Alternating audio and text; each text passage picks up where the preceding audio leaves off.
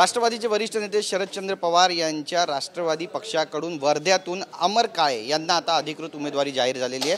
आपल्या सोबत आहेत ते, आपण थेट त्यांच्याशी बातचीत करणार आहोत। TV9 मध्ये तुमचं स्वागत आहे। आणि पुन्हा एकदा तुम्ही या रणांगणात उतरताय, किती आत्मविश्वास आहे आणि सगळ्या तुमचे जे काही राजकीय प्रतिस्पर्धी आहे त्यांना धूळ चालणार तुम्ही यावेळी?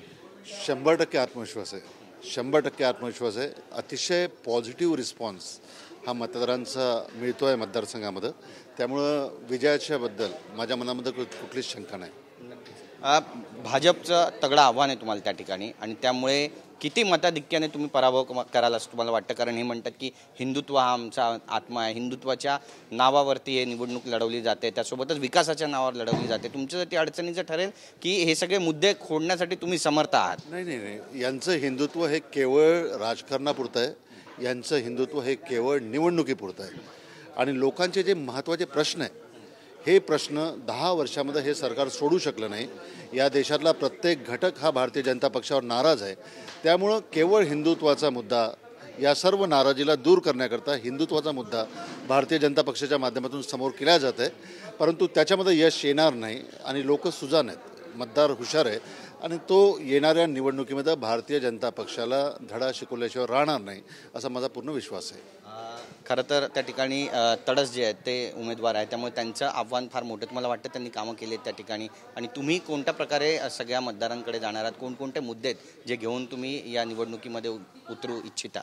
नाही, 10 वर्षाचं जे फेल्युअर आहे भारतीय जनता पक्षाचं, ते मुद्दे, शेतकऱ्यांचे मुद्दे, युवकांचे मुद्दे, हे सर्व मुद्दे घेऊन आम्ही या निवडणुकीला समोर जाणार आहोत।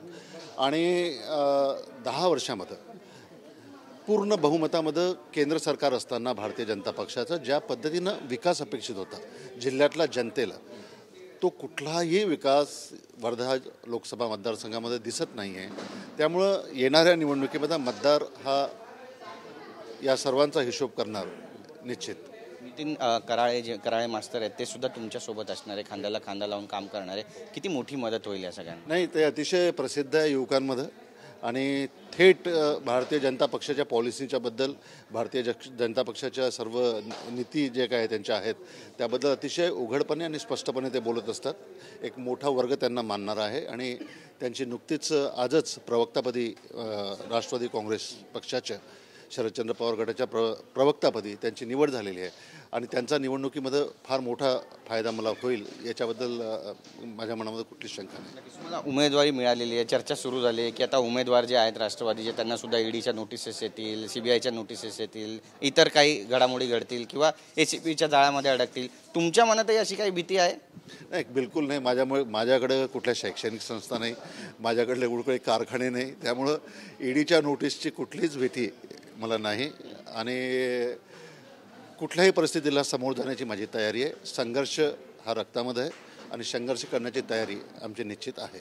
नक्कीच राष्ट्रवादीमध्ये जी फूट पडली त्यानंतर वर्ध्यातील नेमकं राजकारण कशा पद्धतीनं आता सुरू झालेलं आहे, आणि जनतेला काय वाटतं तिथल्या? नाही, आता सर्वात पहिले तर राष्ट्रवादी पक्ष हा आता 2 दिवसापूर्वी म्हणजे कालच माझा प्रवेश झालेला आहे।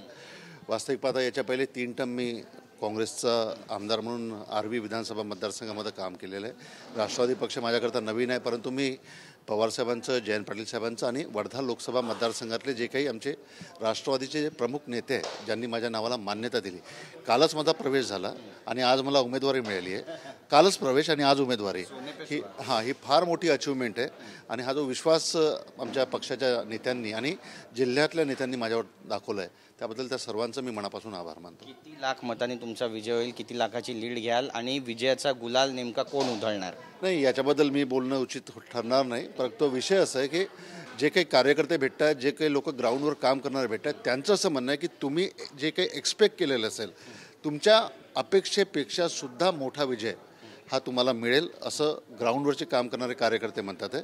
त्यामुळे आता 4 जूनला ते निश्चित माहीत होईल, परंतु विषय असा असतो की 1 मताने जरी तुम्ही निवडून आले तरी 5 वर्ष आहे, आणि 5 लाख मतांनी निवडून आले तरी 5 वर्ष आहे। विजय आहे, परंतु अपेक्षेपेक्षा जास्त मोठा विजय मिळेल असं सर्व लोक ग्राउंडवर बोलतात। आमच्याशी बोलल्याबद्दल आणि खूप खूप शुभेच्छा तुम्हाला। तर आपण पाहतो या ठिकाणी अपेक्षेपेक्षा जास्त मतं मिळतील आणि विजयी आम्हीच होऊ असा विश्वास अमर काळे व्यक्त करतात। नेमकं काय घडेल पाहणं महत्त्वाचं ठरेल।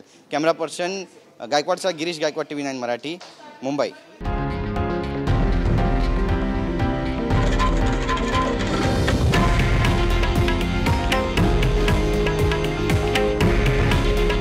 हे आहे देशातील नंबर 1 न्यूज नेटवर्क आणि आपण पाहत आहात TV9 मराठी. काळजी तुमची, हित महाराष्ट्राचं.